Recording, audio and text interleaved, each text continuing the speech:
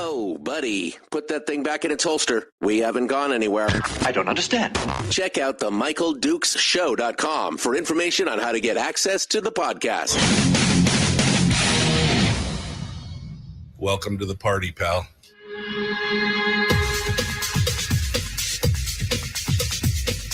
The Michael Dukes Show. The greed and the entitlement is astounding to me.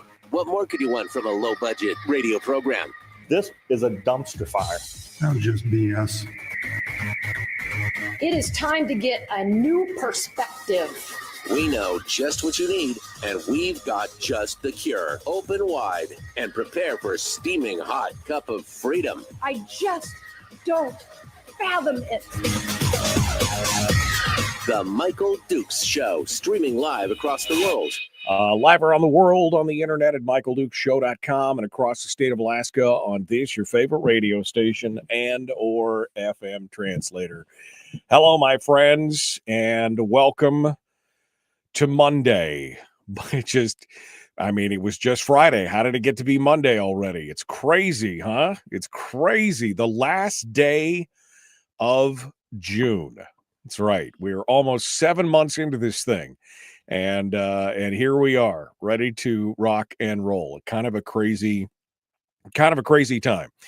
And we're ready to dive into it here with news and commentary and discussions and some fun stuff as well. We're going to be diving into that in hour 2 this morning. We're going to be joined by Jenny Chissus, who is with the Seldovia Chamber of Commerce over there across the bay, Ketchimack Bay, here from Homer in Seldovia, where they have got a great plethora of things to do and activities, and a big 4th of July planned, and it should be amazing. Yours truly will be over there doing some MC work and hopefully lighten it up and just getting folks excited, and hopefully you will be down there with me as well as we enjoy Seldovia. So we're going to talk with Jenny Chissus about that here in hour 2 of the big radio broadcast today, which also reminds me, of course, that with the holiday on Friday, the 4th of July being the Friday, we will not be here. I will be on. I'll be in Seldovia. I'm not going to be on vacation. I'm going to be on Seldovia working over there, and that means that we have alternate programming on Friday for both locations, and we'll be returning to the airwaves next Monday. So we'll be off on Friday and next Monday, and I mean, you guys are going to be sleeping in anyway, right? I mean, that's what I would do. If I didn't have to, that's what I would be doing, be sleeping in. So Friday we'll have alternate programming, which means that on Thursday we'll have some firearms stuff, maybe even an early shot of Waffle. I don't know. We'll see how it goes. We'll see what his schedule looks like for it here this week, but potentially an early shot of Waffle here on the program. All right. Today's show, we've got a lot of stuff going on. In hour 1, there's a bunch of different stories and things that I want to get to, but I also want to open up the phone lines. So first things first, I'll throw the phone lines open at 319-527-3864, 319-527-3864. If you would like to sound off, we'd love to hear what you guys have to say this morning on any topic. So if anything came up over the weekend that you really want to dive down into that maybe we don't get to, or you just want to immediately steer the conversation, feel free to do so this morning and help drive the bus. I'm open to that. I am open to that. It'll be fine. So come on down and sound off and let your voice be heard this morning on the program as we get things ready to rock and roll. Tomorrow is Tuesday, and of course that means that Brad Keithley will be joining us live from. He's going to be out there in his happy place out there at the end of the road in Nova Scotia. He's going to be joining us there. And then we'll be talking with Chris Story, who will give us our weekly uplift. And then on Wednesday, it's going to be Melissa Burnett, president of the Fairbanks School Board, is going to be joining us. And then Thursday, I don't know yet. Like I just said, we'll have maybe some firearm stuff, and then maybe some Willie and whatever else we can fit in, because it's a short week. It's going to be good. Okay. I think that brings us to where we need to be this morning, from some of the different stories that are going on around the state. I have this piece that I wanted to get to last week, and Senator Lisa Murkowski has been kind of on a has kind of been on a book tour, right? I mean, her new book is out. And so she's been doing a lot of interviews. Now, some of these she may have done anyway. Some of them she probably wouldn't have. But we do have this interview that I do want to go through. Oh, I hope we have time this morning to go through it. Because surprisingly, I agree in part with what she's saying, but not necessarily the way that she's going about what she's trying to accomplish. We'll talk about that here in a minute. It was an interview with Galen Druk from last week, early last week. Maybe it was the weekend. Anyway, we'll talk about that as well as some other headlines. Now, those headlines start off this morning with a couple different things. First and foremost, the governor has came out and is pushing back hard against a lot of the reaction from the folks in the legislature over some of his vetoes. Now, first things first, what I'd like to say first is, Governor, where has this this newfound fire been for the last, I don't know, 3 years? He came back strong. And what is the one thing on this program, if you've been listening to this program for the last 3 or 4 years, what is the one thing that I have said over and over and over again that the governor could be doing to get more people on his side, and I think to help change the trajectory and direction of his administration, of his legacy? I've said that he needs to embrace and engage the base that put him there in office. The problem is that he's been quiet. He is not engaged outside of a handful of random press conferences and a few things. I mean, he's got the perfect tool in the internet where, I mean, if you want a masterclass, and love him or hate him, but if you want a masterclass in how to use social media, Donald Trump has done a pretty damn good job, right, of motivating his base and getting things going and getting his message out there through the use of his social media platforms. The governor had this opportunity, and of course, we know since that first year where he got slapped down hard, right, ended up firing Donna Ardwin, big mistake, but I mean, ended up firing her, rolling over on the whole thing with the budget, and then has been relatively silent since then. Dodged the bullet on the recall and all that kind of stuff. But he has this opportunity, and he had the bully pulpit, but he just refused to really grab that bull by the horns and push it forward. Now, look, I'm a guy who spends all day, every day, in front of a microphone, in front of a camera, talking to people, pouring out my thoughts and my heart and my passions about what's going on out there. And my is a fraction of what his audience is. I mean, my audience, God love y'all out there listening to us. But we're just a small little tiny piece of this. He's the governor of the state of Alaska. And he has an opportunity here and has had an opportunity. And heretofore, it has been kind of wasted. But he came back. He came back on this Friday.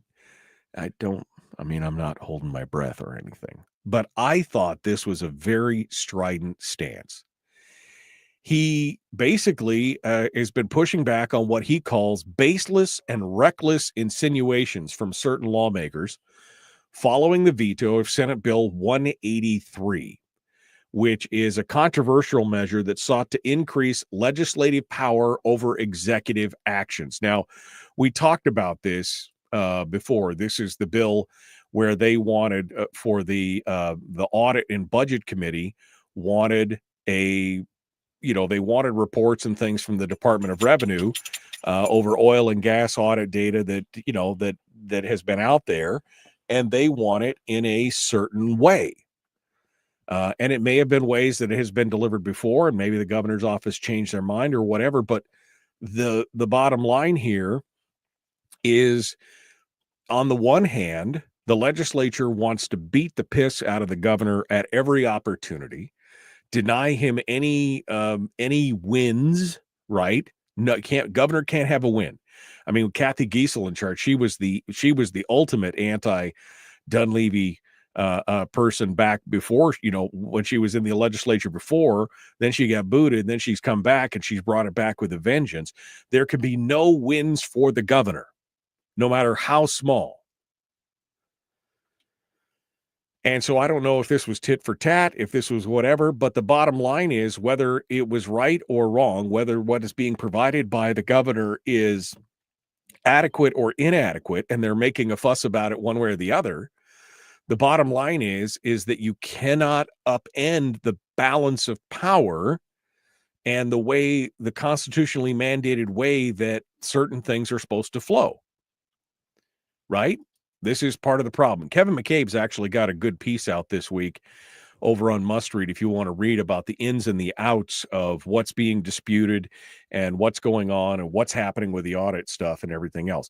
But I'm focusing on the governor's response right now. He sent this sharply worded letter to the member of the legislature this week. He defended his veto as a necessary stand, this is from Must Read, to preserve the state's constitutional balance of power, and called out legislators for what he described as an attempt to score political points through unfounded accusations. This is from the letter. SB 183 presents serious constitutional concerns by overstepping the boundaries that separate the executive and the legislative branches. And we're deliberate in establishing the founders, he said, were deliberate in establishing a strong executive, one that insulated from undue legislative control. Now, the bill, which again passed with support of mostly lawmakers who are no Dunleavy wins, they're in that camp, was framed by its supporters as a move to have better oversight over the Department of Revenue. But Dunleavy rejected that, saying that some legislatures are basically pushing unfounded insinuations and accusations without any evidence, and basically says, put up or shut up. He says claims or implications that this administration is acting unethically or illegally are unfounded and supported by any evidence. Such rhetoric undermines not only the integrity of our institutions, but also the public's trust in the government. He said, if you believe that misconduct has occurred, you need to follow proper legal channels rather than lobbing accusations out there in the public forum. He said, if any member of this body sincerely believes that illegal or unethical actions have occurred, I encourage you to put those allegations in writing and follow proper legal or procedural channels. He said he's willing to cooperate with the legislature and the LB&A, the Legislative Budget and Audit Committee. He said to improve access to information, but he said he won't tolerate efforts to politicize the routine functions of the government or to weaponize the process for headlines. Now, there's been some speculation here that a lot of this is coming out because they're trying to get ahead of the power curve, and they're trying to muddy up the waters for Revenue Commissioner Adam Crum. And McCabe goes into this in his article about what this might really be about, which, I mean, I guess brilliant political maneuver on their part if they're trying to muddy the waters for a potential Republican candidate, although I don't know how much of a bright future it's not somebody that I think a lot of us are excited about being a candidate for governor, but maybe that's what they're trying to do. But this was a really strongly, I'm going to issue you a strongly worded letter. This was a strongly worded letter, and it took a stance. And I'm wondering, where has this Mike Dunleavy been for the last 4 or 5 years? I mean, honestly. And I'm sure that somebody in the governor's office listens to this show, or somebody who has contact with the governor's office listens to this show. And I would just like, I would just like to say, Mike, please get engaged with the public and be strident in this way. You don't have to be mean. You don't have to be ugly. And I don't think he was. I just think he was strong in this letter. He called a spade a spade. And he called out the balls and strikes like he saw them. That's what people want. And I mean, this was a prime example of what he should have been delivering, in my opinion, during the session. Right? I mean, this is the kind of pressure that the governor can put on the outside during the session and can strike back. I mean, during this whole debate over all the school stuff and, not having policies put in the bills and all the other things that they've been, this is the way. This is the way. That's what I'm saying. So, I mean, it's good to see, but is it too little, too late? That's kind of what I'm feeling for right now. All right, we got some other news, including the latest on the big, beautiful bill, its effect on Alaska, a lot of the hand-wringing that's been going on. My God, if you've been watching YouTube the last 2 weeks, you know how much hand-wringing is going on. We're going to talk about that, and Lisa Murkowski will return.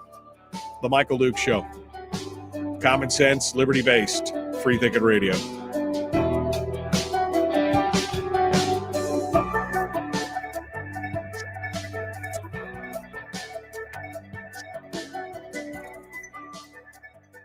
If you missed the show, you can listen to it on your time with Dukes On Demand.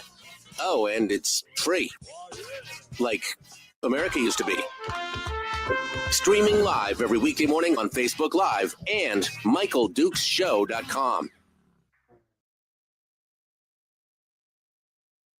Okay. Hello, my friends. How you doing?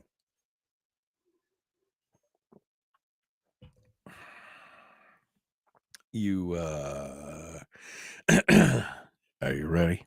Are you ready already?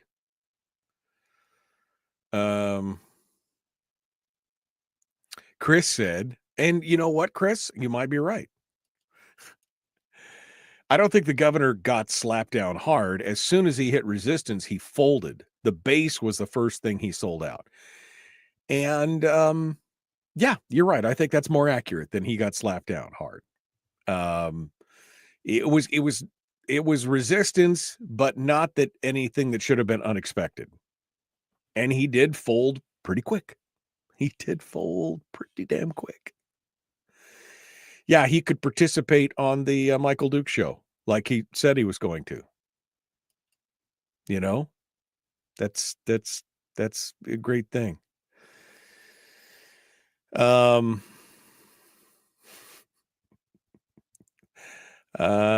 Jeannie is in there. Good morning. Good morning. Thank you. I'm the best. I don't know what I'm the best at, but Kim says, thank you. You're the best. I appreciate that. Good morning. Good morning. Good morning. I'm scrolling backwards here in case you hadn't noticed. After a downpour weekend here in Fairbanks, it's absolutely gorgeous. Good morning, everyone. Boy, it was weird on Saturday. And then yesterday, it was just brilliant. Absolutely gorgeous. And then the power went out for like 5 hours.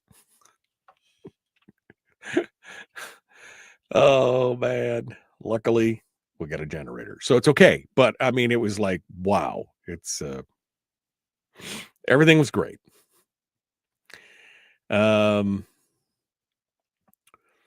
Sleeping in, what's that, says Frank. We are Sixers, you know. Yeah, but you know what? As much as I love you guys, I'm not waking up early unless I absolutely have to come out and hang out with you. And I mean, I have to. I don't have to do the show, I suppose. But there are, come on, camera, get with the program.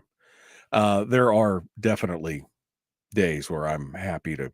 I slept in till like 10:30 on Saturday. I was like, wow. Of course, I also didn't go to bed till nearly midnight, so I don't know how much sleeping in it was, but you know, it was after midnight. Don't tell anybody. Miguel says, let's get ready to celebrate the real No Kings Days on Friday. Yeah, I know, right? That's the real No Kings Day. 4th of July. I'll have my independence sliced with a side of pie. Okay.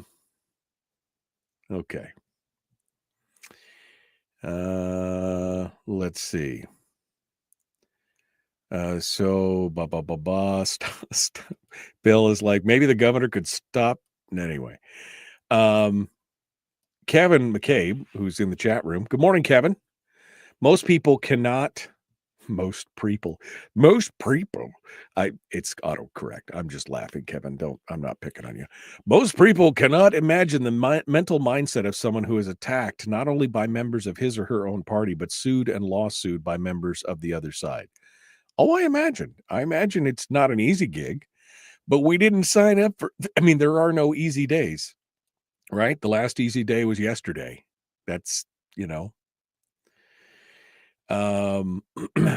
Jeannie said, do you have specifics? I'm not following Kevin. Well, the article's over in Mustard. You can read it yourself if you want to. I'll post a link, Jeannie. You can go read it if you want to. SB 13083, says Kevin, is 100% pure bovine scat, driven by a deep state staffer and used politically to beat up on Crum and the governor. Many of us saw through it based on comments and discussions with the Department of Revenue. Okay. Well, I mean, I don't doubt it. I don't doubt it.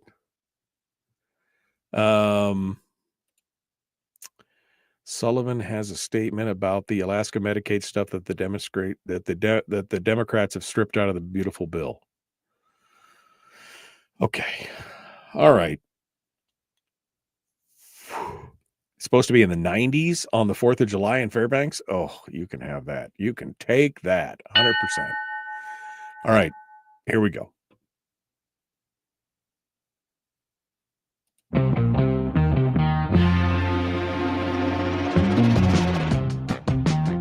The Michael Duke Show. Seriously humorous with a pinch of intellect. Sorry. That is humorous. Here's Michael Dukes. Okay. Good morning. Good morning.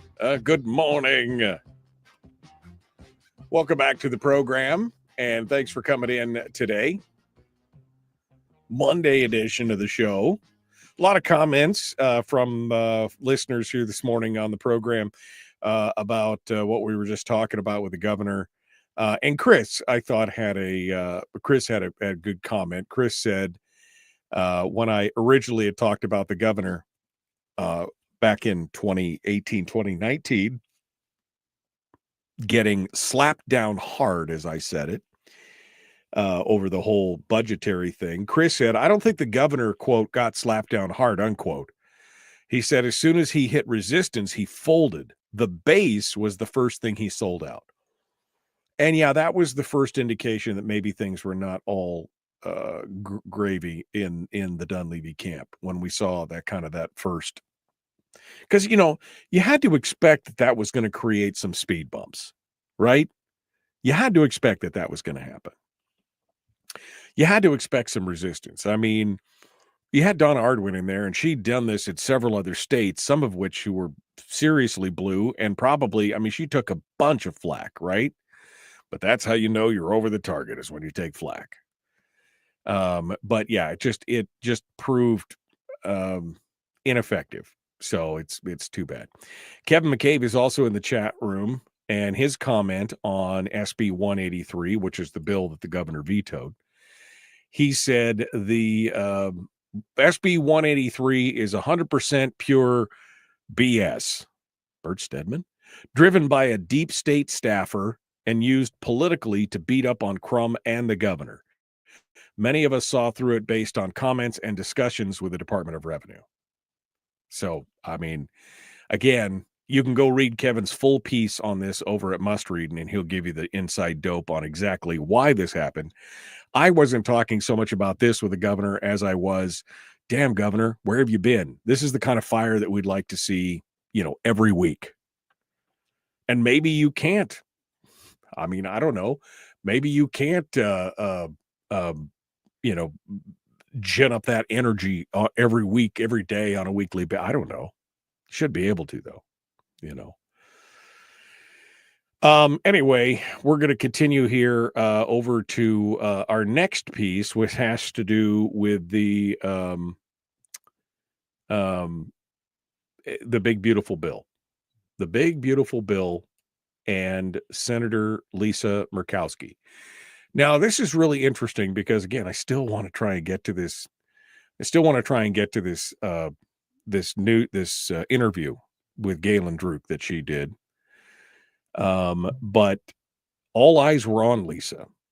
Everybody was watching. The talking heads in Washington and the weekend news programs, you could hear them talking about, that she was one of the ones that they were watching continuously because it was uncertain which way she was going to go. And she held out for hours on the floor. And as the Senate convened on Saturday, on Saturday, I guess it was Saturday, or maybe it was Friday. I guess it was Friday. All the days are blending together at this point. They began a day of deliberations and voting on all the different policies. And by 5 p.m., the vote had been open for over an hour, and the count stood at 50 against the bill and 46 in favor. All of the Democrats had voted no, and then been joined by Republicans Rand Paul of Kentucky, Ron Johnson of Wisconsin, Tom Tillis of North Carolina, and Senator Murkowski, who had not voted yet. And she apparently sat in the seats for most of the day, just listening and sitting there. And then finally at about 5:20 p.m., she walked her way down into the well of the Senate. She spoke with a clerk who then recorded her vote as an aye. And that means that the vote went from 47 to 50. So her vote was not in and of itself enough to secure the whole bill, but it was a signal. Because then 3 senators, Mike Lee, Cynthia Lummis, and Rick Scott, all Republican senators who had not been on the floor during the early stages because they were off negotiating apparently with the Trump administration behind closed doors, they all voted aye on top of it, which means that they were ready for the 50-50 vote. That set the stage for J.D. Vance to swoop in the wings and do his thing. But then Ron Johnson flipped his vote from a no back to yes. And so it passed 51 to 49. Now, there were a lot of discussions about what was the Murkowski, although she wasn't working with Mike Lee and Cynthia Lummis, and she apparently had done some of her own separate deal making, apparently behind the scenes. The New York Times later reported that Murkowski's support was won through lavish policy concessions to Alaskans written into the bill. She won some concessions on the SNAP program and Medicaid. Now, if you've been watching the news, I guess it is the news. If If you've been watching YouTube, now I literally walking back and forth throughout the house over the weekend, when my wife or the kids or somebody was YouTube up, every 53 seconds there was another ad about how we needed to call our legislators, call Murkowski, how we needed to call Sullivan and tell them to support the Medicaid, the Medicare, the food stamps, all this stuff, how people were going to lose their jobs and their health care was going to triple, and how, people would go without food and all this other kind of stuff, and how it would hurt the economy. And it was just, it's just amazing, right? It's just all this fear mongering. Now, I'm not saying that the fear mongers are necessarily wrong in some of the details. I mean, we are talking about defunding huge parts of governmental budgets, which will have an impact budgetarily and otherwise. I mean, we know this is going to happen, but newsflash, we're broke. And we can't just keep paying for it because somebody's going to be hurt.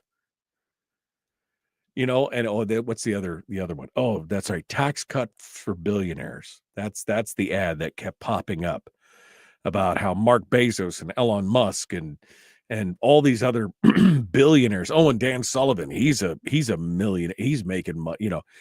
It's fear. It's all fear.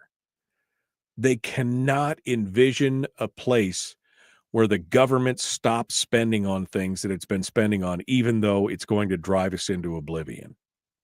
I mean, this is what we were talking about with JD Tuchilli from Reason Magazine last week. I'm convinced that they're just going to drive this bus off the cliff. They just don't even care at this point. They've got theirs.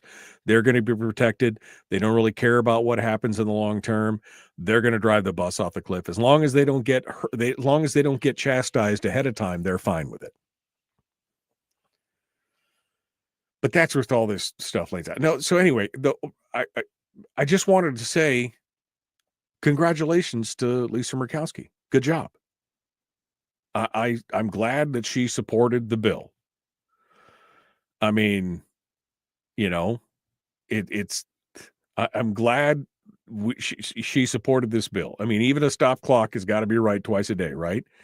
So I will give credit where credit is due. Good job. But interesting to see what this means. This is a $4 trillion bill, by the way. I mean, I know the Senate wanted you to use their new accounting method, which showed that it was only 400 and something million, but this is a $4 trillion bill. So don't get too excited about it, because this just accelerates the impact at the bottom of the ravine. But we will see what happens. We'll see where she goes. But it's interesting to see that she did vote, in fact, for this bill. I fully expected her, quite honestly, to be a no. I expected her to be a no and to take some kind of stance on this, but she voted yes. Although after apparently getting some kind of concessions on the SNAP program and Medicaid. But by the way, 1/3 of Alaskans are in Medicaid in one form or another. 1/3, 270,000 Alaskans. That's a huge constituency. So she may have just attempted to do this mainly for political reasons, to capture that voting block. I don't know. I don't know the reason. But here we are. The senators have now ready to go, and we'll see where this goes from here. They're trying to pass the budget reconciliation bill before Friday. That's what the president just wanted. He wanted the big, beautiful bill passed by Friday for Independence Day. So we'll see where it goes from here. We'll see what happens as we go forward on this. I'm really trying to get Nick Begich onto the program to talk about this, maybe this week.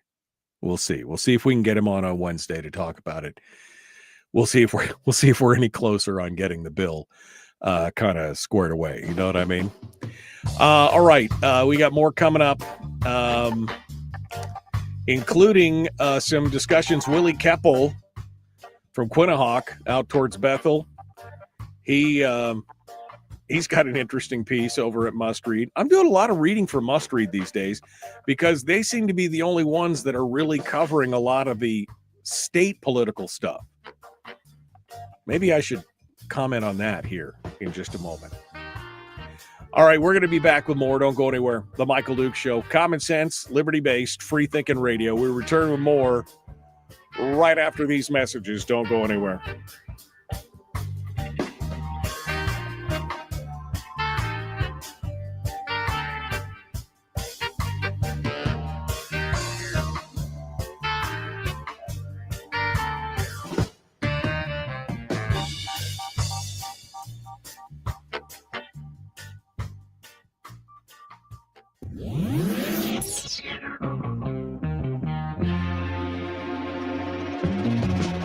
Running on 100% pure beard power. Oh, also some coffee.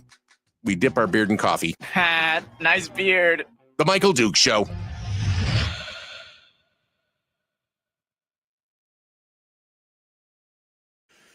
Okay. Hi, fine. How you doing?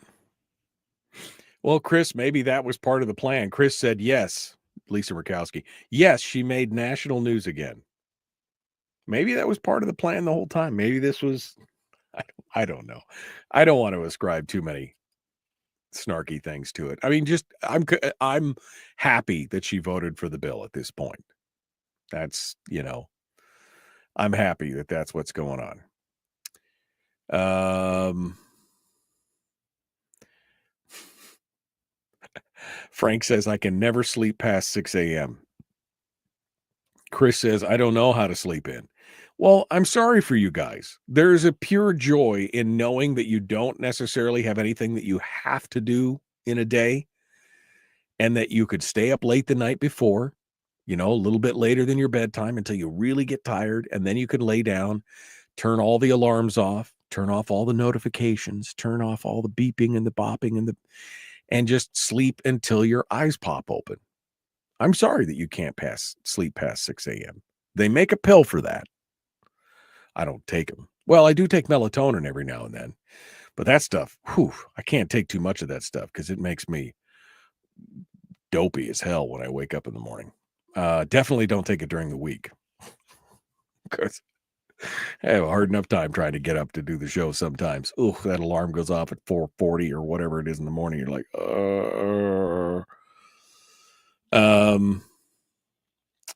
Did Michael cover Lisa announcing she would go independent if the commies gained 3 seats in the Senate?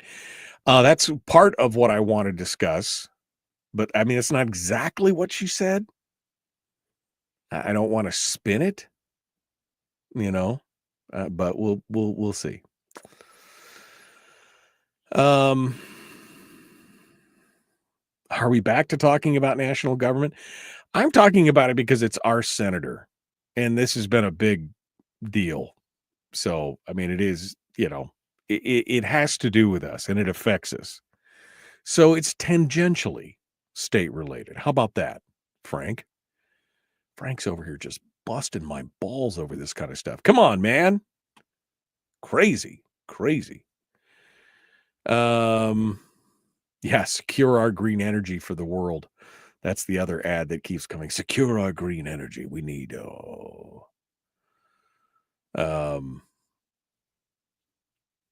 but we have the permanent fund. We can't be broke. I was talking about the national level, but yeah, same problem, different day. Same problem, different day.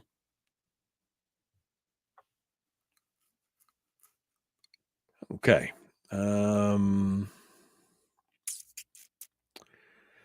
Let's see.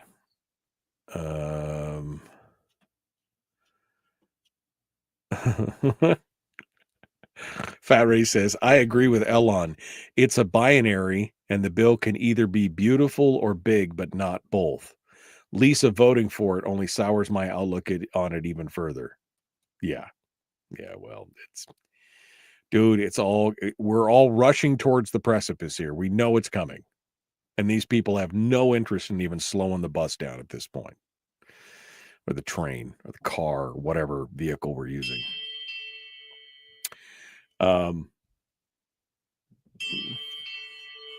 Hey, sorry, somebody's. Yes. Yes. All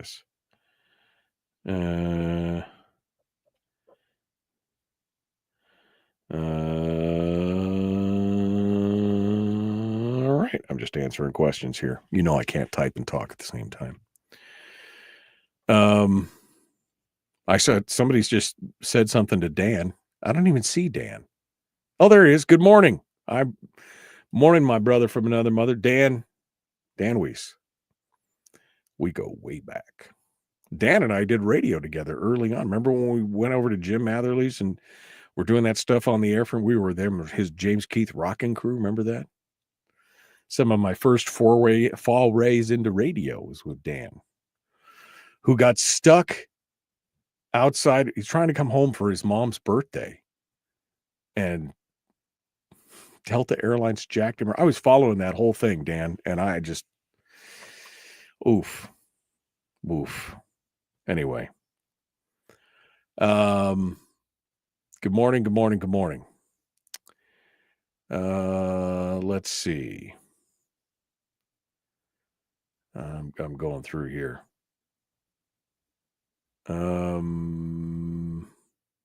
Melatonin has bad side effects, says Dan. Check out Moon Brew.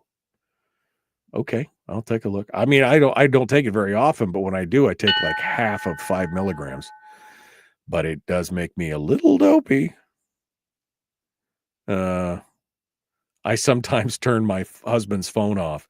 He says he doesn't sleep well. I'm up and he's sleeping right now. He needs it. Yeah, sometimes you need it.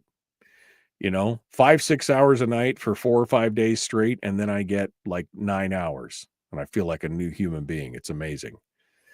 Don't you guys try and shame me with the fact that you can't sleep in. Don't put your problems on me. That's what I'm saying. Don't put your problems on me. Here we go. Let's do it.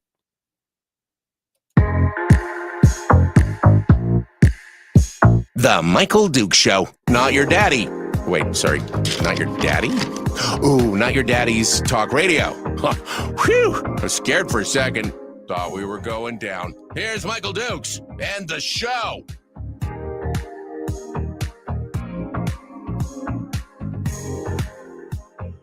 Okay, welcome back to the big old radio program, The Michael Duke Show. Common Sense Radio for this Monday edition of the show. Thank you. And thank you for coming in. What do we got today? We're going to be joined here in just a few minutes by Jenny Chissus from the Seldovia Chamber of Commerce. And you should tune in because we're going to talk about all the wild things that are going on over in Seldovia during the 4th of July, which is this Friday, in case you aren't keeping track. And we will be off the air. I mean, I will not be on the air. The stations will be on the air, but I will not be here on Friday because I'll be in Seldovia doing official things. I'm going to officiate something, MC it. It'll be fun. So we're going to talk about that with Jenny here in just a little bit. Before we went to break, I was teasing some of the new stories. I'm not going to get to this Murkowski thing, am I? She had this interview with Galen Druk last week, and the interview is 6.5 minutes long. The recorded part of it that I have. And I wanted to commentate, but it takes me like twice as long. If it's 6 minutes, it'll take me 12 to 15 minutes to go through it because I got to comment on it on the way through. So maybe we'll hold that for tomorrow. But it is important because Murkowski actually says some stuff that I totally agree with. I just disagree with the way she's going about it. And I think she's got some valid points here. and so I want to give the opportunity to do it. But I just, somebody in the chat room just said, it was Chris in the chat room who just said, or no, Fat Ray, who said, did you cover the announcing that Lisa was going to go independent if the commies gained 3 seats in the Senate? Well, that's not what was exactly said, but I mean, yeah, you could see it. Anyway, we'll jump in through that and we'll continue to talk about that. But I want to get to this piece by Willie Keppel over in Must Read, where he's talking about the makeup of the legislature in the coming year, and it should be really good. But before we do that, since I've got a phone call, we'll go over to the phones and see what you guys have to say. Randy's on the phone, so let's start off with him. Good Monday morning, Randy. How are you? What's on your mind? Well, I just wanted to say that tomorrow is a sad day, July 1st, 2025. That's when ballot measure number 1, which was voted in November of 2024, passed and is going to take effect tomorrow. And that is, as you know, has 3 bad things in it. It is an increase in the minimum wage, and then it also government mandate that sick pay shall be paid even for small businesses. And then the third one is it small business owners, and it's just a brutal government authoritarian type of move, and it just shows you the bad things that can happen with direct democracy, because they did not use the deliberative process of a constitutional republic, the legislature, where people debate, and then when the legislators vote on it, their vote is public record and they have to answer for it, so they have to think very carefully about how they vote. In a direct democracy, some uncaring, uninformed citizen can get into the voting booth in secret and slap down their vote. They don't think about it after they leave, and can do all kinds of damage. And so that's why I'm against ballot initiatives that take away and they can freedoms and they can sell it as a different thing, right? I mean, they sold it as paid leave, or a minimum wage. That's how they didn't tell you about all the other pieces or parts to it. I mean, right, this was just a minimum wage bill. They didn't necessarily mention the paid leave. The paid leave was part of it, but the minimum wage and the paid leave, and they didn't talk about the private or the meeting restrictions and some of the other things. And of course, nobody did the math on what this would do to the economy. So yeah, there's been a lot of struggle with it. There's been a lot of people who are very worried. There's a lot of employers who are very worried about it. And I could see that. I could see that being very problematic at this point. So yeah, and that all kicks off on what is it, tomorrow or the next day? It's the 1st, right? I mean, it starts tomorrow. Yeah, July 1. Yeah, no. All right, Randy. Well, it's going to really hurt the business climate, the investment climate. Yeah, no. And it was one of them things that was pushed hard by an outside left-wing organization from outside the state. Well, it was pushed by the unions. The unions were pushing this very hard. It wasn't just outside interests. Yeah. It was the local unions. They had a huge hand in this. And so because they want to see this, and this is, this is just another step into them being able to then walk into a business and say, hey, you guys want to unionize? I mean, we've got all the bits and pieces here that look at what we did for you before. Don't you want to do more? So we'll see what happens. Yeah. All right, Randy. Well, thank you for your call. I appreciate you sounding off and calling in this morning. Thank you. 319-527-3864 if you want to sound off this morning. We don't have a lot of time here, though, before we run out of daylight for this hour. Willie Keppel has got a piece. Willie, of course, is the curmudgeonly caller from Quinnahock out towards the Bethel area in the world. He listens to the program. He's in the chat room quite frequently. Frequent caller on the program. And I think perennial candidate out there in the bush, where, I mean, he's had a struggle. He's running as a Veterans Party candidate in an area that is historically blue.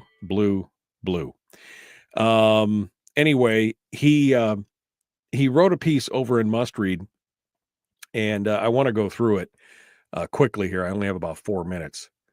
He says we have a once-in-a-generational opportunity to clean up the legislature. The retirement of Lyman Hoffman after 40 years, with the bonus of Senate President Gary Stevens throwing in the towel with 24 years. And he said the icing on top, and I hadn't heard this yet, so this may be good news.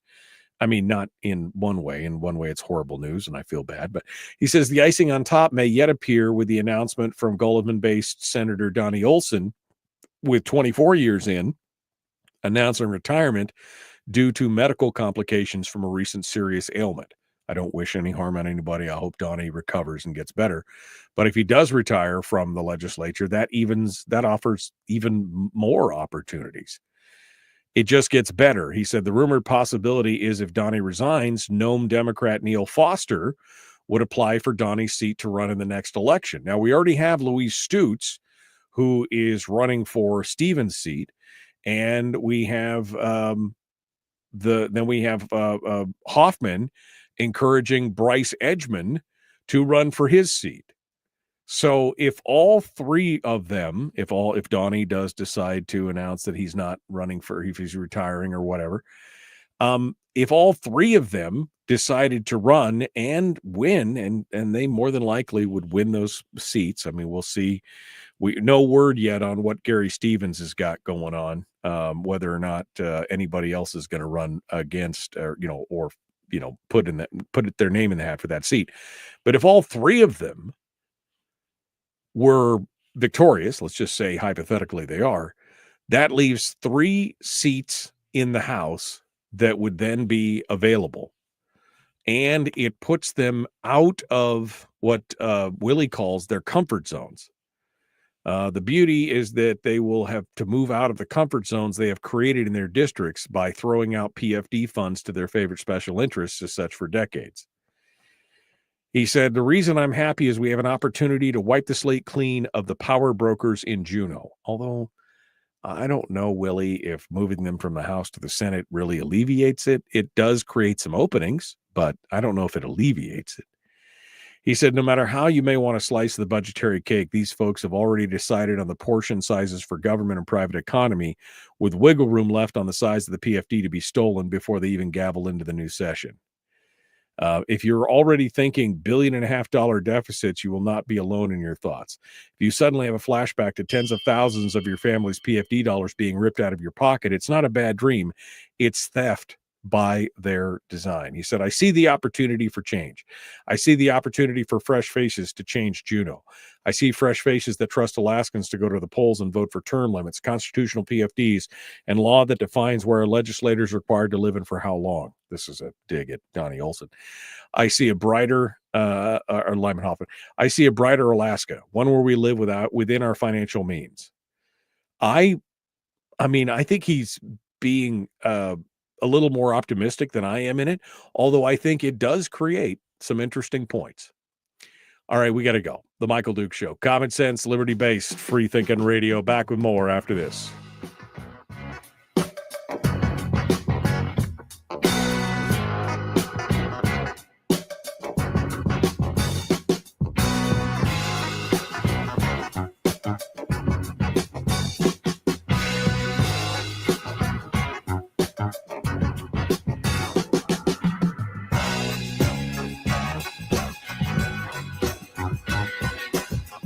Okay.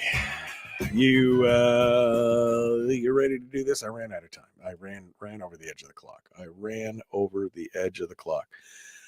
Jenny thinks she's in my waiting room, but she is not. Let me look to see what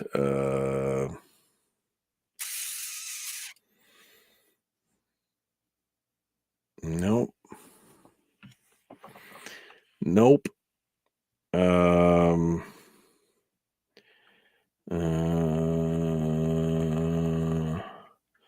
I'm sorry. I'm doing some other things here.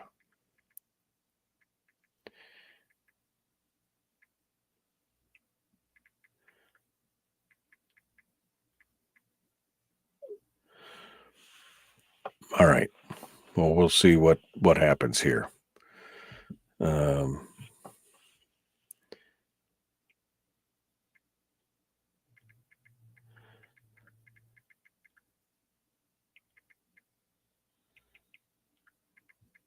All right, sorry guys. You know I can't talk and type at the same time.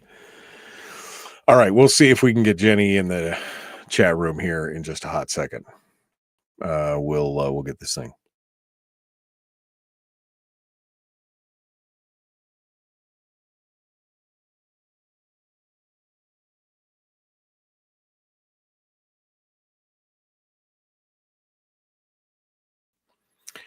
The D7 and D8 censorship hearing against Senator Jesse Bjorkman.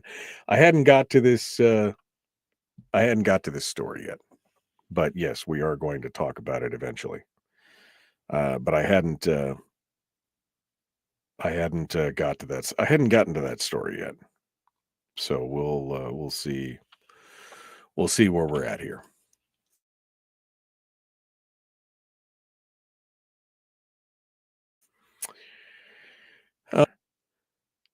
Dan says Jim Atherley still has those recordings. I should get those recordings from him. That's like some of our first forays into radio.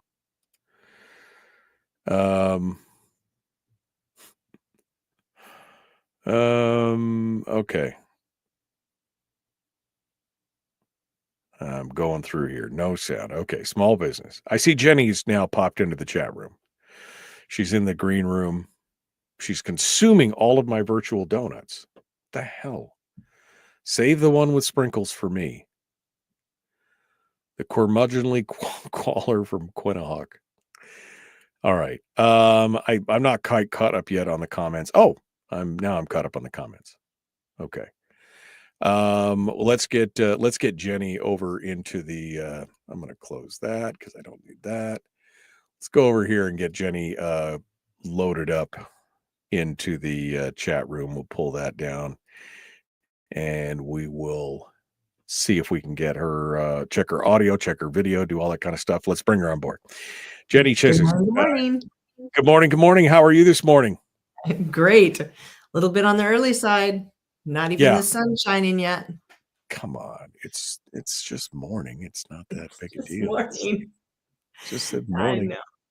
7 a.m. when you guys are on. Well, you're on Seldovia time now. That's right. We're on Seldovia time. Now. All right. You ready to jump into this here in just a minute? Sure. Okay. All right. Well, I didn't get any pre questions or anything like that. So I guess you're just going to surprise me. I'm just going to ambush you. It's ambush journalism. Please no. I'm just going to ambush you. Ambush. I love it when guests, Jenny and I are friends, so it's not the big a deal. But I know guests sometimes, especially if I've never interviewed them before, they're like, well, could I get some questions as to what you, and I'm like, guys, have you ever sat down and had a cup of coffee with somebody, just had a conversation over coffee? That's what this is like. This is not rocket surgery. And I don't come with a whole bunch of questions written down. I'm just shooting off the cuff the whole time, right? Come on, guys. This is not rocket surgery. So, all right. All right. So hold the line, Jenny. I'm going to drop you back. Don't eat all my donuts. Those things are delicious. And because they're virtual, they have no calories. So leave the sprinkles. Leave the sprinkles. I'm going to put you back in the green room from now. Okay. Melissa says you're freezing intermittently. Well, I'd turn the heater on, but you know what that would do? That'd blow a circuit somewhere, and then I'd be frozen permanently. Sorry. That was a joke. Jeez. All right. Greg said was sickened to hear about the ambush in Idaho. Firefighters have enough to deal without worrying about shooters. I mean, that whole story, my wife is freaking out. My son is a firefighter now, and she heard that story and she started like freaking out, like having a worry. But don't worry. But yeah, it was a tough one, Greg. There's some sick people out there. There's no doubt about it. Some sick people. 100% for sure. All right. He never gives me the questions either. Melissa tells Jenny, he never gives me the questions either. And I won't be. I mean, come on. It's like, we don't do that around here. You know? What the heck is rocket surgery? Well, it's kind of like brain science, only it's rocket surgery. Get with the program. Come on. You know how that works. All right, here we go. Let's get to it. The Michael Duke Show. Common sense, liberty-based, free-thinking radio. Let's do it.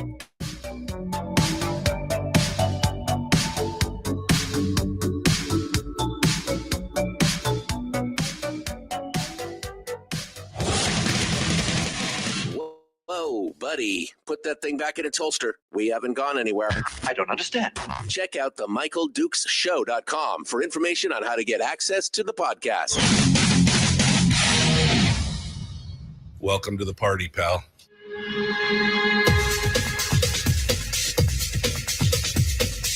The Michael Dukes Show. The greed and the entitlement is astounding to me. What more could you want from a low-budget radio program? This is a dumpster fire. That's just BS. It is time to get a new perspective. We know just what you need, and we've got just the cure. Open wide and prepare for a steaming hot cup of freedom. I just don't fathom it. The Michael Dukes Show, streaming live across the world. Yep, live around the world on the interwebs at michaeldukeshow.com and across the state of Alaska on this, your favorite radio station and or FM translator. And, of course, on Facebook, YouTube, and Rumble. We're everywhere. We're worldwide, baby. Worldwide. That's right. We're doing it every day. Good morning and welcome to Monday. I can't believe it was just Friday 5 minutes ago, and now it's Monday. And this week, of course, is a short week for most of you savages out there. You're going to be taking off Friday for the 4th of July. And somehow I got talked into working on Friday. I don't know how that is. I don't know who did. I know who did that. Jenny Chissus did that over at the Seldovia Chamber of Commerce. We're about to join her and talk with her about the things that are going on over in Seldovia. But it's a reminder for those of you who are just joining us that I will be off the air on Friday because it will be I'm going to be working. And I don't want to, you guys don't care anyway. It's going to be Friday. It'll be the 4th of July. You'll sleep in a little bit. I command you. I'll write you a doctor's note if you need it to make sure you can sleep in for at least an hour or two, right? On Friday. But we will be back on the air on Monday. I mean, the shows, the stations are going to be on the air, but the shows, you know what I mean, right? Alternate programming on Friday. There you go. That's what And here we are. Today's the final day of June. 7 months into this thing. I'm still trying to figure out where all the time is going, but it's crazy. So Jenny Chissus is about to join us to talk about Seldovia. Tomorrow, it's Brad Keithley and Chris Story. On Wednesday, it's Melissa Burnett, president of the Fairbanks School Board. On Thursday, we're going to do some firearm stuff and maybe some Willie. We'll see what goes on because we're not going to be here on Friday. We can't let that go. So we're going to jump into that. All right. So now all the housekeeping is done. Let's get into it. Let's start talking about some fun stuff. What's happening Friday over in Seldovia, the land beyond, where I've never been. I'm excited because I've never been to Seldovia, and I'm going to get a chance to see how things work over there. Joining us this morning to discuss it is Jenny Chissus, who is with the Seldovia Chamber of Commerce, and she comes on board this morning to chat with us and give us the rundown of everything that's happening. Good morning there, Jenny. How are you? Good morning, Michael. I'm good. I'm excited. It's going to be a great week. I'm looking at your view. I'm like, I wish I had that view out the. I don't have any windows in this room, but I mean that would be a perfect view for the studios right out on the bay. It's a beautiful time. So, yep. Jenny has wrangled me into coming down to Seldovia and participating in a flurry of events. Now, you guys have got a lot of stuff going on. You shot me a tentative, and you're still adding things. That's the worst part. You're still adding things to the list of all different kinds of things. So tell me about 4th of July in Seldovia. This is kind of the big holiday for you guys, right, over there? Seldovia, it is. For folks, give us a little history of Seldovia first, so people who are listening in, Delta Junction or Fairbanks or someplace who've never been to Seldovia, tell us a little bit about Seldovia itself. Well, Seldovia is located across the bay from Homer, so we're about 18 miles across the way, and so you can only get here by boat or plane. So we're a community, probably 450 people that live here year round, and we blossom into close to 1,000 in the summer with folks that come and just got to be by the water, got to be by the fishing grounds. And, we can catch halibut right out at that point out there. And king salmon come right in at the bridge. And my husband went out and set net because we have a subsistence license. So brought in 10 reds and a king last night. So that was pretty exciting. But yeah, we're right here. And it's Seldovia used to be quite the hub before the road came down to Homer. People would come from Homer to be born here at the hospital in Seldovia. So that was long ago and far away now, but it's a great little community, fishing town, tourist town. We moved here about 23 years ago with our 3 kids, and we just wanted to kind of step back in time a little bit and just have breakfast, lunch, and dinner together and still attend school and work and be a part of a really close-knit community. And that's just been amazing. So she wants to step back in time, she says, while she's having an interview over the internet with the thing. But we have all the goodness of stepping back in time still with all the luxuries of modern day stuff. I got, Elon Musk has made it to Seldovia, so I'm on Starlink here. Exactly. So she's got Starlink and she's got it all squared away.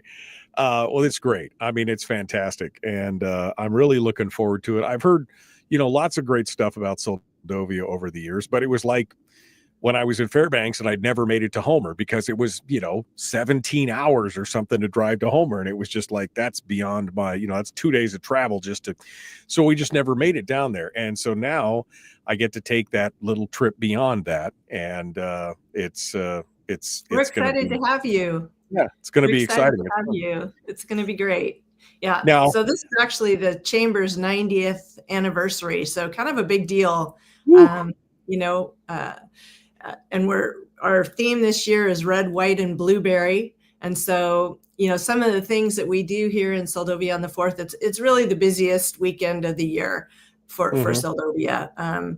We have a big parade, we have a ducky race and fish toss, small hometown holiday, it's great.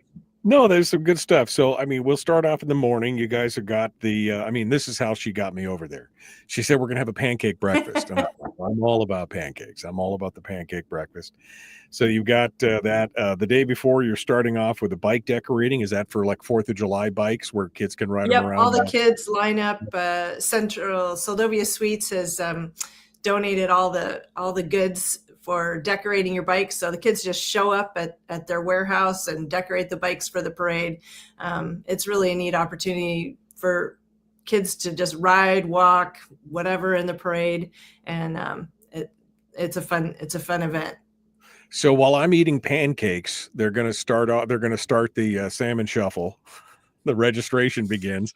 The salmon shuffle is what, a 5K run? 5K through town, around to the airport and back. And a lot of people walk, a lot of people take their dogs. It's a family friendly event, so to speak. I think they're expecting around 200 people. So it's not just a little group of people. It's a lot of fun. So, and that's sponsored by the Arts Council, and they do a great job every year. Okay. So that kicks off at 9 a.m. right there on Main Street. And then, at 10 a.m., you got vendor booths. So I'm assuming you got some vendors, local arts, crafts, all the kinds of stuff. Exactly. Yeah, all different kinds of things. And then at 10 a.m., because it's 5 p.m. somewhere, the beer garden opens.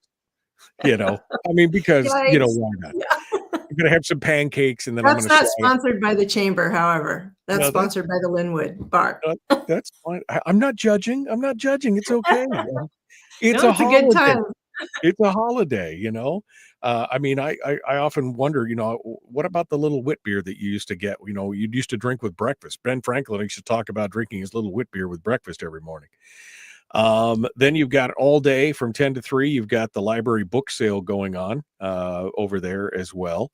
And then at 10:30, it's the parade. Now, again, you're telling me it's a town of 450 people, 1,000 people in the summer. So it's going to be a fun little quaint parade. I'm assuming going up down the thing in the lineup. It's going to be right downtown, right? Yep, it's right down Main Street. The fire chief, the police, our VPSOs run we have veterans walking with the flags, both the American flag and the Alaska flag. And of course, it kind of starts out with all the bicycles and kids, and that's super fun. And then many community members kind of wait all year to make a float or, pull a chariot or whatever with a theme for the year. Their little red wagon. They got their little red wagon. Yeah, That's the you see a little bit of everything, and some people have decorated planes and drug them through the street, and trucks and old time cars, motorcycles. I mean, it's just kind of, you never know what you're going to see this year. So I love it from year to year. Yep. And Chris says, any marching bands? Boy, I don't know. It's a trip to No, we don't have a marching band. That would be sure fun. You want to bring one over with you? Come on over, Chris. Bring a marching band with you. Just put it in your pocket and come on over. Then we got the ceremonial kickoff at noon, which I don't know what that's going to entail, but I'm sure that I will. You're the star of that. I'm the star of that. Oh, great. Yes, you're the star. So that's the grandstand. That's kind of where all the parade ends up. And that's where the winners of the parade, different themes are announced. We have the Star Spangled Banner and honor our old crab, which is someone that we select either from the community or in Alaska that we want to honor that year. This year, we're actually honoring Shirley Giles, who is a longtime Seldovia resident, and she pretty much started and kept our Seldovia Public Library alive. She's the heart and soul of that. Over 50 years of volunteer service there. So we're really excited to bestow that honor on her this year. Last year it was the governor, so it just varies. Just varies on who it is. Mm-hmm. Then at 1:00 we got the Chum Run. What is the Chum Run? That's a little drinking fest. If you didn't get started at 10, you can start at 1, and it's kind of like a progressive, a little progressive affair there, and you get a t-shirt and you run down. It's kind of a walk. Some people run, and there are prizes, and it's just kind of a fun event that they just started a couple years ago. Well, see, I'm glad that she invited me to come on down. This will be fantastic. Then you got adult games down on the main street, including the what you're just saying about the fish slinging contest. What is the fish toss? Fish toss, salmon toss, the egg toss, all of that fun stuff. Mm-hmm. And then kids games, and we got the kids sawdust pile as well. Lots of money in there. So bring your pockets full, Michael. You can donate some money to that cause. You just sprinkle the money all over the thing. And then the ducky race, which is starts at the bridge. And then what else we got? Sharks and minnows, a kids game later on in the evening. And then the outside beach barbecue potluck at 6 p.m. And then we finish it all up with live music. This sounds like this is going to be quite the full day of entertainment. Yeah, we're doing 2 new things this year with the Sharks and Minnows, and also the emergency suit race. So the big orange Gumby suits. Yep. Swimming race. Yeah, we're doing that. And the Sharks and Minnows kids are going to be released at the beach and trying to swim as fast as they can to the dock, and without getting attacked by sharks. Of course, life preservers will be worn. Yeah, because sharks. Anyway, that'll be fun. Jenny Chissus with the Seldovia Chamber of Commerce. Now, you and I were talking about this. I wanted to bring you on to talk about and highlight all the things that are going on in Seldovia. This is the biggest event of the year, so probably space is limited if folks want to try and get over there this year. Now it's getting tighter and tighter, but there are plenty of things to do in Seldovia, all throughout the summer, right? Tell us a little bit about Seldovia when it's not the 4th of July. Well, I think a lot of people come here just to kind of like the staycation. We have lots of Alaskans that come to Seldovia. We've worked the Sportsman's Show before, and everyone says, well, I love Seldovia, or they say, I've never been to Seldovia, kind of like you, Michael. I've heard of it, but I've never been there. And so, maybe this is your summer. Come across. There's lots of ways to come across, either water taxi into Jackaloff, the Alaska Marine Highway comes in actually right here. This is Dock Street right in front of my house. And then there's also the Seldovia Bay Ferry, the Rainbow, and Discovery all come over here daily all summer long. So there's lots of ways to come over besides your own private boat or private plane or Smoky Bay Air to fly over. So I think that people typically, my best recommendation for Seldovia is don't come and try to just do it fast. Come over and spend the night, hang out, go kayaking. There's kayak rentals, there's bike rentals, there's golf cart rentals. Head out to the beach. How nice is it to go to the beach and maybe nobody's going to be there when you're there? How nice would that be? Right. Or beach combing, or we've got lots of great trails to hike. And it's kind of, It's just, like I it's a say, chance. back in time a little bit, out of the city. It just sounds like a chance to slow down, right? Because we were just talking about, tomorrow is the first day of July, 7 months into this thing. And I felt like I just landed 5 minutes ago, so it sounds like an incredible opportunity to just slow down and relax and enjoy a little bit of Alaska as it's laid out there for you. And you did mention your boats or your private planes. So if somebody still wants to come over for the 4th, you guys have got dock slips there and float plane tie-ups. So if people don't want to rely on public transport, they can transport themselves. Absolutely. And we have a great runway. It's 1,824 feet. So, otters can get in here, beavers can get in here. Got all the little guys that are flying in all the time. And what's really a neat thing about Seldovia is once you're here, whether you come by boat or plane, you're right in the middle of town. So you can walk anywhere. You don't need, we do have cab service, but you don't need a vehicle if you don't want to. And on a beautiful day, there's nothing like walking along the harbor and walking across the bridge and watching a couple people fishing for king salmon. And it's a walking town, and that's pretty special. That's one of the really neat features of here. All right, Jenny, if folks want to find out more, where do they go to get all the details of everything that's going on? Where do they go? What do they do? Well, you can go to the chamber website. You can go to, that's probably, we have Facebook page too for Seldovia Chamber. And let's see what else. There's a lot of different ways. Seldovia.com. I'm of course in real estate. You can always check out my real estate site. Little plug there. A little plug there. That's it.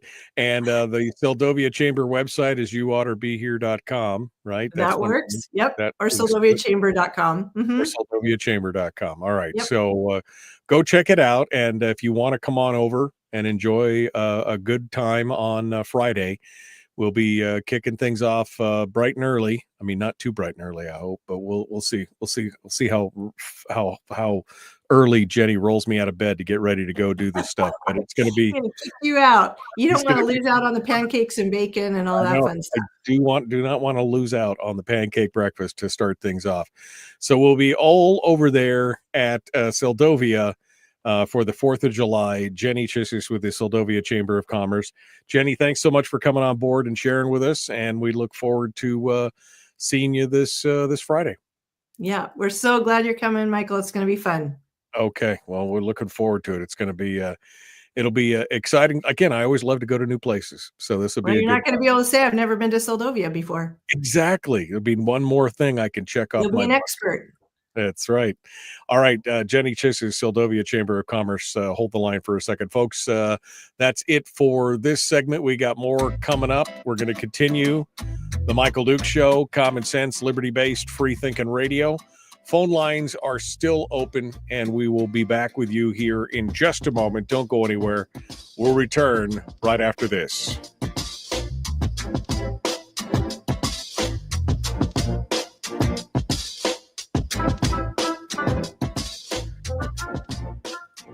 We're broadcasting live through a series of tubes, allowing all of these entities to provide streaming stuff going on the internet. Well, it's kind of hard to explain. Sorry. Streaming live every weekday morning on Facebook Live and MichaelDukesShow.com. Okay. Final commentary, final moments here with Jenny over from the Seldovia Chamber of Commerce. Did we miss anything or everything else? We're all good? Well, there's always something to talk about, Michael, but you'll just have to come over to see. I And see. we just are excited to be celebrating this year. See, always leaving wanting more. That's what she's doing. She's selling me. You got to just come see. It's a fear of missing out. I see how it is. Fear of missing out. All right, Jenny. Well, we will see you then later this week, and we'll get squared away. And I, like you said, I'll never be able to say that I've never been to Seldovia when we're done. Exactly. Exactly.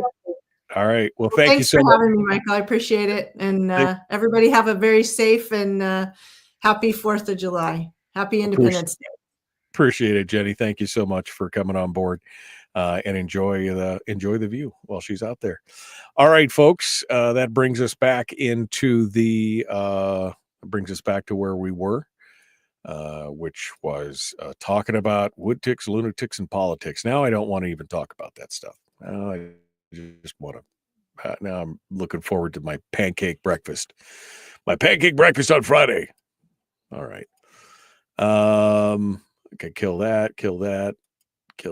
Okay, so I do have some other stories that we're going to get to here in just a few moments, and we'll see what else is going on. Let me get caught up in the chat room. Am I going to Seldovia by boat? Well, I thought about flying there, but my arms will get tired. So yeah, they're going to go ahead and I'm going to go ahead and boat over. Gonna boat over. That'll make it easy. Chris has got to rub it in. I'm having pancake breakfast now. Well, thanks for sharing. Appreciate that, Chris. Thank you. Kim says Seldovia is blessed to have you, Jenny. So thank you, Jenny, for coming on board. Let's see. Bright and early for beer pancakes. I mean, beer pancakes wouldn't be a bad thing, Sourdough pancakes, though, that's kind of my jam. I love me some sourdough pancakes as well. Sorry, I'm getting the things here. Yeah, I'm coming over. Yep, thank you. I'm coming over on the Seldovia Bay Ferry. Thank you to Seldovia Bay Ferry for providing me transportation for the Michael Duke Show, provided by Seldovia Bay Ferry. Your finest accommodations on the way to Seldovia. All right. Chris says the airstrip there is beautiful, very well maintained. All right. I can't wait to see. I want to see Melissa go participate in the fish toss. Canoe jousting? I don't think there was canoe jousting. Maybe one day. Maybe one day. Okay. That's it. No jet skis. Apparently everybody frowns on that I don't know why. I mean, it's a difference between an old fishing boat, diesel belching fishing boat, and a high performance 4-stroke computer controlled jet ski. I don't know, but I guess we're not going to have that argument today. That would be the way. Not that I would want to travel 18 miles on a jet ski across the open water. All right. I'm just saying that does not sound like a lot of fun. It does not sound like my idea of a good time. Okay. 10 a.m. and a cold beer, says Greg. It's just his speed. It's just his speed. Okay. She said, we have no, Jenny's still listening. We have no canoe jousting this year. We're having the survival suit race and the sharks and minnows instead. So no canoe jousting this year, the survival suit race, which, that ought to be entertaining. I'm looking forward to it. All right. Let's get back to it. I guess we got to get back into the serious stuff. Seriously, do we have to do the serious stuff? Let's get going on. The Michael Duke Show, common sense, liberty-based, free-thinking radio. Like, share, subscribe, ring the bell, do all the YouTube and Facebook stuff if you'd like. You don't have to, but I'm begging you. Please. Here we go. Public enema number one. Oh, wait, sorry. Public enemy number one, which makes more sense. On the other hand, he's a little bit of a pain in the Michael Duke Show. Okay, welcome back to the program. And thanks for coming in and joining us on this beautiful Monday. Little foggy up here on top of the mountain. But hopefully that'll burn off later today. Yesterday was so gorgeous, just so beautiful. We're sitting out on the porch having coffee with Terry yesterday morning, enjoying the plants and the sunshine and the birds. And my wife has become an avid. She's gonna hate me for saying this. I'm like, what have we become? Two old people? We're sitting here in commentary on the birds as they. Oh, that's a golden robin, and that's a idle sparrow. That's a camp robber, and that's a. I mean, we love it. We love watching the birds hit the bird feeder right there on the edge of the porch with all the flowers and everything. And we created a little fountain there on the deal, so you get the trickling water and the sunshine. It's like perfection, man. Perfection. It's great. Anyway, so hopefully it stays nice. It's supposed to be nice. Somebody just said it's supposed to be 90 degrees in Fairbanks on Friday, 4th of July, which good for you. I'm good for Fairbanks. I mean, I love Fairbanks. I love it so many ways, but I will say that when it got super hot like that, I was just like, oh, I don't like it. It was just too hot, and you can't get much more naked than naked. When it gets cold, I can always put a sweater on, but me running around in a Speedo does not sound like a fun idea for anybody out there. Right. So, keep your 90 degrees. I'm happy with the 65, 60, 65, maybe 70. It's probably the hottest that I've ever seen it here in Homer when we were down here visiting. And now that I live here, I haven't seen it. I think a 65 is about as warm as it got. So we'll keep it. We'll keep the sunshine. You guys can have the 90 degrees in Fairbanks. Although the fire season, oof. Yeah, it's going to be crazy. All right. Well, let's get over to the stories that we've been wanting to talk about.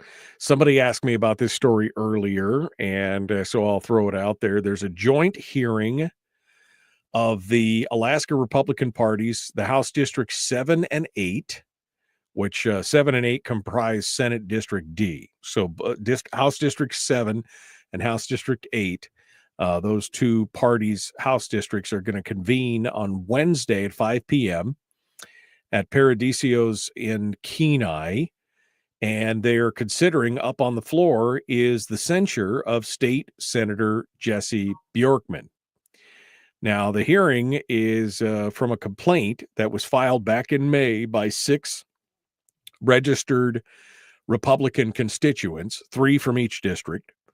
The complaint alleges that Bjorkman has violated party principles and rules outlined in Article 7 of the Alaska Republican Party's bylaws, and it calls for censure under those provisions. This was approved back in May by May and June by District 7 and 8, and then they hand delivered an invitation to attend the July 3rd hearing back in June.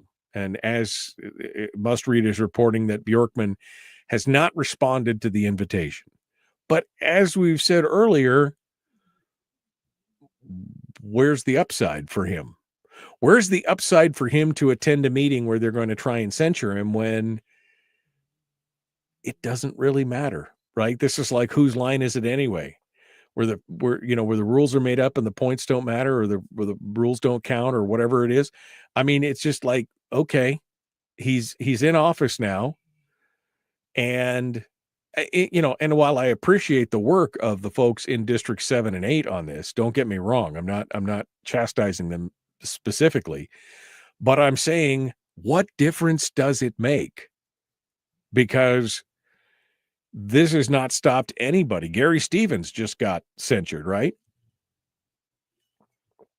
Lisa Murkowski has been censured before. This really, I don't think it matters that much. Although it basically says that they wouldn't receive any public monies. They shouldn't receive any public endorsement.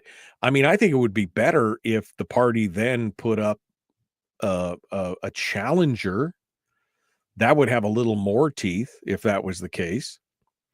Anyway, at this hearing, the officers of District 7 and 8 are going to hear three different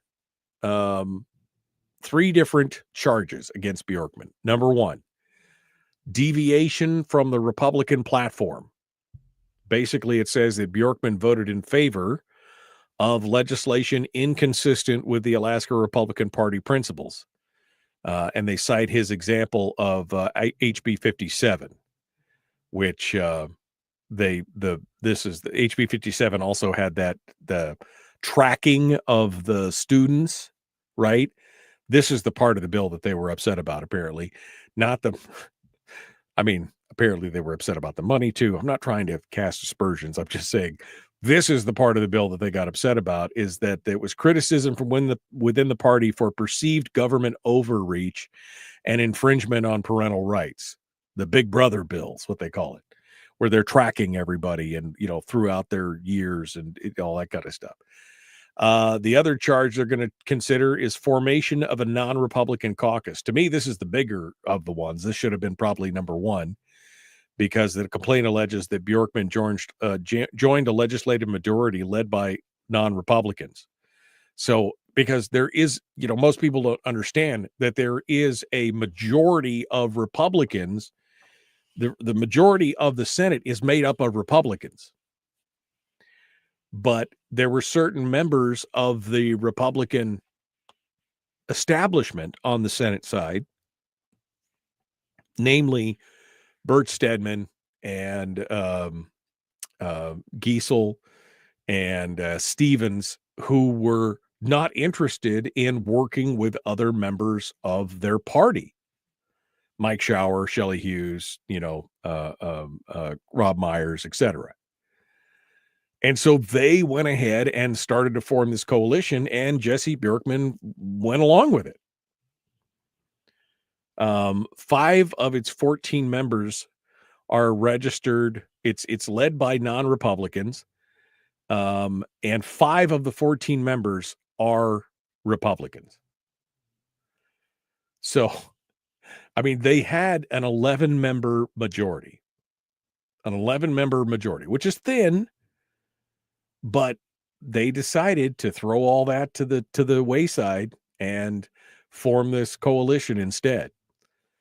And then finally, the third issue that are going to be the third charge that's being brought forward by this District 7 and 8 meeting is conduct allegedly bringing dishonor to the party. The complaint further alleges that Bjorkman has made false and misleading public statements, including mischaracterizations of his legislative partnerships. Now, I don't know what's going to happen here. It requires a 2/3 vote from each district to secure the censure, which is a pretty high hurdle. 2/3 from both District 7 and District 8. Alternatively, the majority of the organized districts could also vote to censure, which is what happened previously with Murkowski. But again, my biggest question is, what happens then? If then what? Right? What happens if Bjorkman, because as of right now, there is no real ramifications to this. And this is after he bumped out one of the most solidly conservative guys in the state, Ben Carpenter. The Republicans didn't get behind Ben during the election. Now they're going to come to the rescue after this. Now they're going to come. I guess I see it as too little, too late. This is part of my criticism of the party as a whole, not individuals, but this has been part of the problem as a whole. It feels like it's too little, too late. And again, what difference does it make in the end? Now, maybe I'm wrong. Maybe somebody out there is going to tell me that they've put some teeth in this, or there's some different things that could be changed. But for me, I look at this and I go, So, okay, he's censured. Boy, that'll teach him. That'll teach him. We'll see. But again, just a reminder, Jesse Bjorkman's in office until 2029. So will people even remember this 5 years from now, 4 years from now? I don't know. I don't know. To me, this is kind of a meh. No, doesn't really matter. I keep waiting for them to be some bigger teeth in this bite. All right. We'll continue the Michael Dukes Show. Common sense, liberty-based, free-thinking radio. One segment dead ahead. Phone lines are open. 319-527-3864. If you want to sound off, we'd love to hear from you. Feel free to jump on board. Back with more right after this.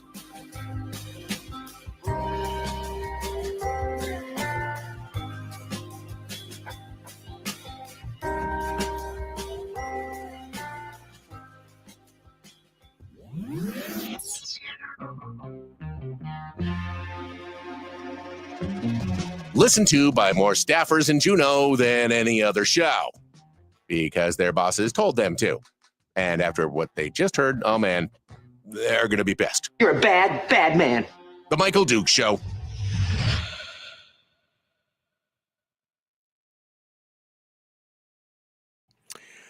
Okay. Here we go.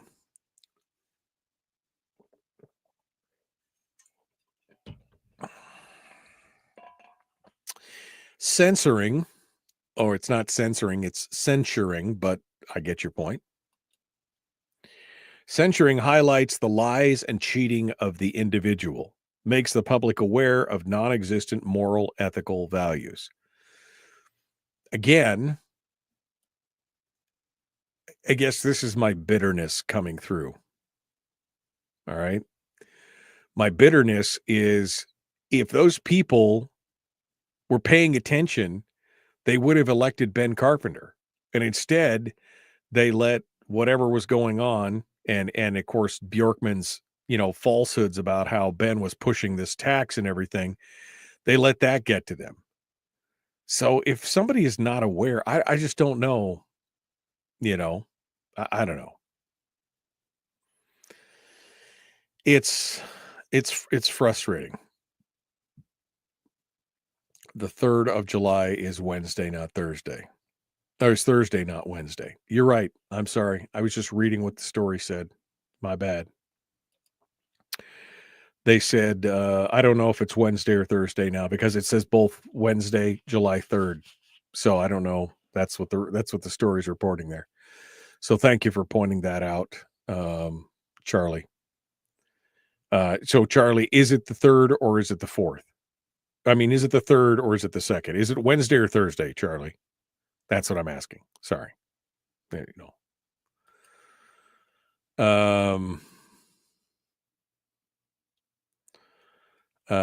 Going through here. Fairbanks is getting a second heat advisory for the summer. Fairbanks is too hot or too cold. That pretty much sums up Fairbanks. I love the people in Fairbanks, but that's the thing. Fairbanks is either too hot or it's too cold. Yeah. All right. It's 3rd. It's the 3rd. Well, 3rd is not Friday. 4th is Friday. So just,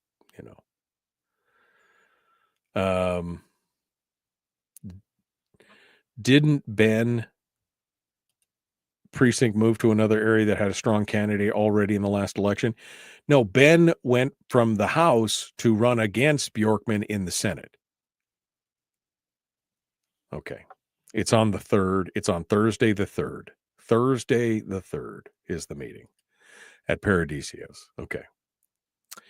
Jeannie says, frankly, it's all we have as a tool to show the voting Republicans that he is not our candidate. That's true. I would also argue that the party should find another candidate and put them up against him. That would be the way to go. Cindy says he's beat 2 conservative candidates, and in my opinion, until we get rid of ranked choice voting, we're not going to be able to vote him out. He doesn't care what you say or do. He's backed by money. That's true. That's true. Ranked choice voting had a big component of that. Jeannie says, I'm trying to really hard to understand your objection to censure of a. I'm not objecting to it. Jeannie, don't get me wrong. I'm not objecting to it. I'm wholeheartedly in agreement with it. But at the same time,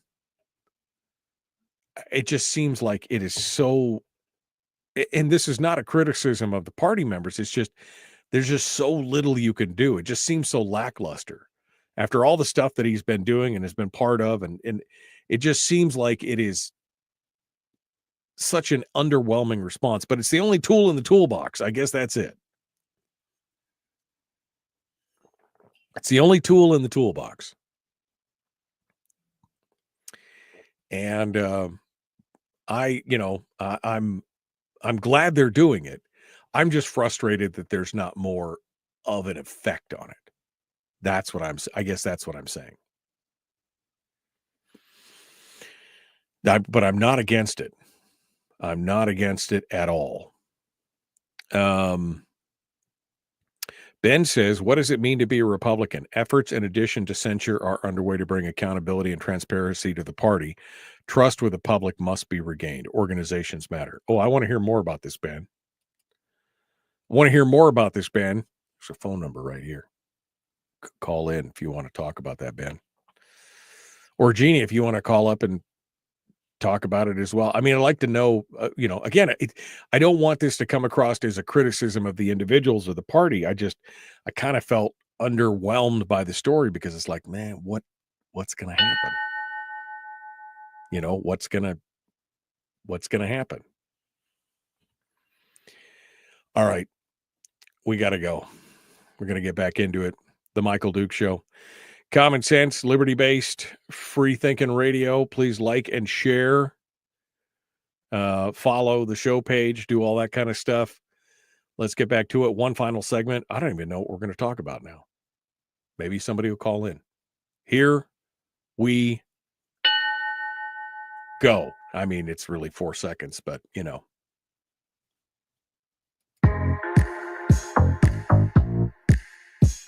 The Michael Duke Show, proudly splitting the left versus right dichotomy. Yeah, I had to look that word up too. I don't think it means what he thinks it means. Here he is, though. That guy, Michael Dukes, the one with the show.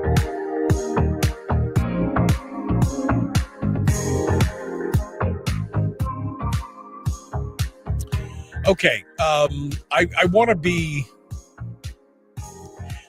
clear. I want to be clear because Jeannie in the chat room asked a question, and she said, I'm sorry, I'm scrolling backwards. She said, I'm trying hard to understand your objection to a censure of a rogue senator. And I'm not objecting to it. Don't get me wrong. Don't hear what I'm not saying. I am not objecting to the censure. I guess what I'm saying is it just seems it's frustrating in the effect. That's what's frustrating, is that it could be done. And I think, she goes on to say later on, she said it's the only tool, it's the only tool we have. It's all we have is a tool to show the voting Republicans that he's not our candidate, which again, I see that. And I'm not criticizing that. I'm just, I guess more than anything, I'm criticizing the situation, not the action. Because again, we've seen what has happened with other candidates or other politicians who have been censured. And essentially, it means nothing. Now, the party hasn't been giving money to some of these candidates, and they have to stand forward on their own, which is, that's an important part of it. I agree. But like in the case of Lisa Murkowski, between ranked choice voting and the fact that Mitch McConnell and company with the senatorial committee, where they poured millions of dollars into the race to support Lisa from the outside, she didn't even need the support of the local party, of the state party, because the Nationals had decided that they wanted her to continue. That's, I think, part of the problem as well. Again, I'm not criticizing the actual censure. I'm criticizing the effect of the censure. Now, Ben Carpenter, who probably heard me use his name in vain because I was talking about the efforts of what happened, criticizing what happened between him and Bjorkman. He said, what does it mean to be a Republican? Efforts, in addition to censure, are underway to bring accountability and transparency to the party. Trust with the public must be regained. Organization matters. I want to know more about that. I want to know a little bit more about that. And, it's oof, man. I want to know what's going on. Fat Ray in the chat room says, I too want to hear about rhinos being censured, maybe expelled. But see, the problem is that there's no power in the political party. Anybody could say, like, I could say that I'm a Democrat tomorrow. I'm a Democrat, or I'm a Republican, or I'm a horse, or I identify as a woman. I could say it doesn't matter. The parties have no say over the candidate's political affiliation, which I find ironic because ostensibly the parties are private clubs, right? That's really what the parties are. They're private clubs where people come together and they build a platform. They've got bylaws, just like a really official club. And they say, this is what we believe in and this is what we do. I find it ironic, though, that only in politics can somebody basically subsume the party name of somebody and then utilize it for their own ends and totally ignore what they can hijack the name of a party and then, or the label or the logo or the R behind their name or whatever, and then just move on to do whatever the hell they want with no repercussions. And I think part of this, it comes back to, this is what happens when we let government get involved with part of these party mechanisms, where the government is now paying for the like primaries and some of these other things. I mean, if these were truly independent clubs, they could pay for their own. Well, that's part of the problem, because the government is now paying for these elections and anything else. They basically say, well, anybody can participate because of it. The big thing is if the parties were performing their own elections instead of having the state pay for it, there would be a lot less shenanigans going on, because they could say, if you're not a member of the party, you can't participate. And we decide who's a member of our club. That's where the problem is. This is the hook that is government. Oh, sure, we'll do all this stuff, and it's the that's not how it works. And this is what part of the problem is that when we have taken all this filthy government lucre over the years, there's always some hook in there somewhere. Yeah, Brand just said what I just said. He said the club needs to conduct its own primary election and separate itself from the state-funded primary. That's exactly what I was just saying. Because if they were paying for the primary, then the state wouldn't have a leg to stand on when they would say, well, it's a publicly funded open primary, so anybody should be able to participate.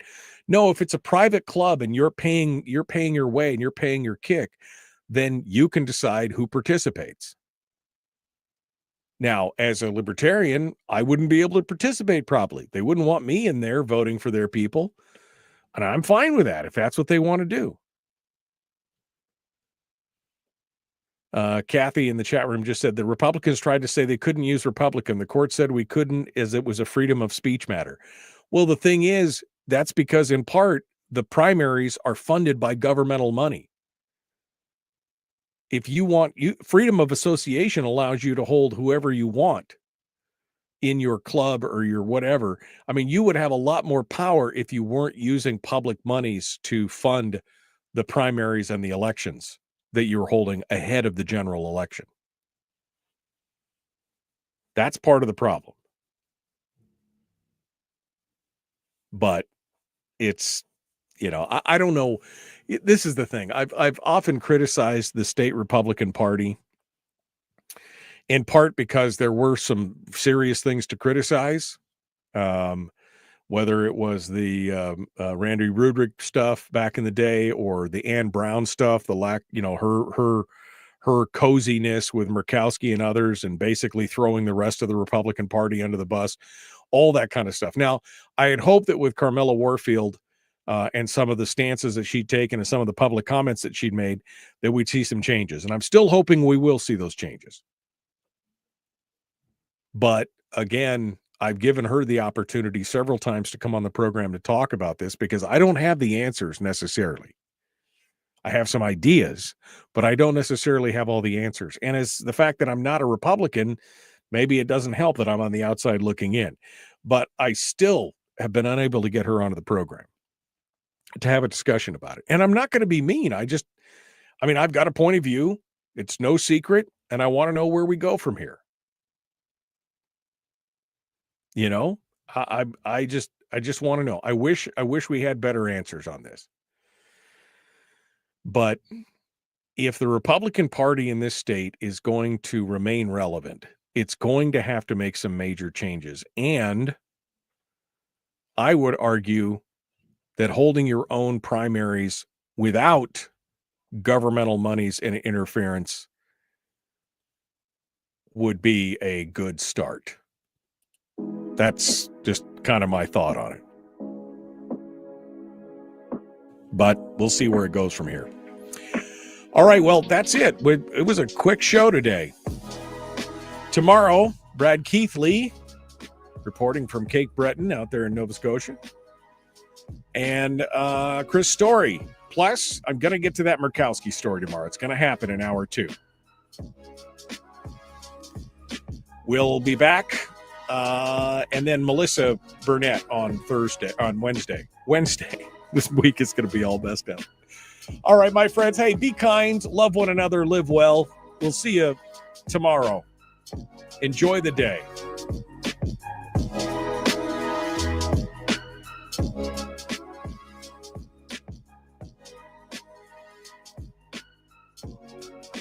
Okay. I'm sure you could run as a Republican candidate even if you have a libertarian philosophy. Yeah, but I'm not going to run as a candidate, period. I've already done that.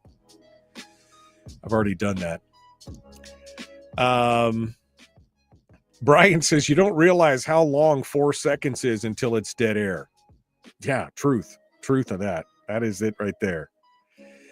Melissa says it's only dead air to us in the chat room. On the radio, there's a liner or something that plays. It was probably 4 seconds of the last commercial. Yeah, it was. That's what it was. If you ever hear me just stop talking, it's either because we're just about to join or whatever. But yeah, I try and overlap it as best I can. But sometimes, I'd rather have 1 second of silence before we jump in rather than overlap stuff completely. But it's hard to juggle all that stuff. It's hard to juggle. All right. Well, we are out of time. Oh, pancakes. Thank you. We will we'll continue. I want you guys to just be kind to each other. Live well. Enjoy the day. Enjoy the little things in life. We will see you guys tomorrow. Thanks for coming in. The Michael Luke Show.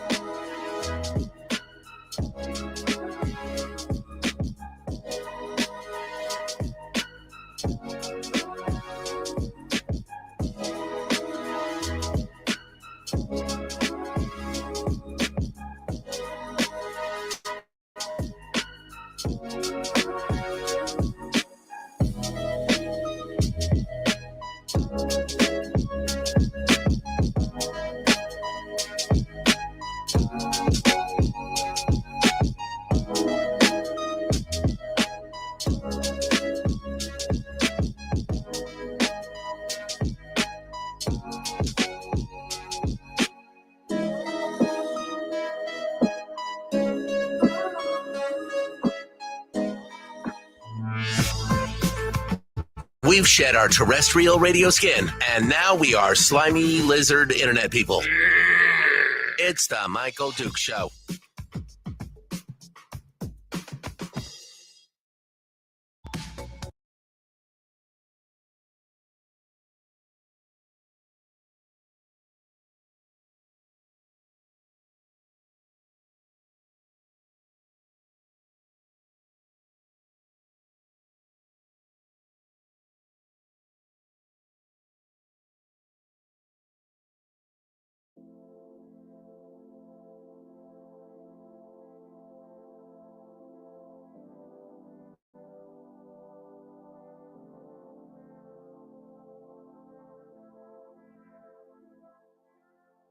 Well,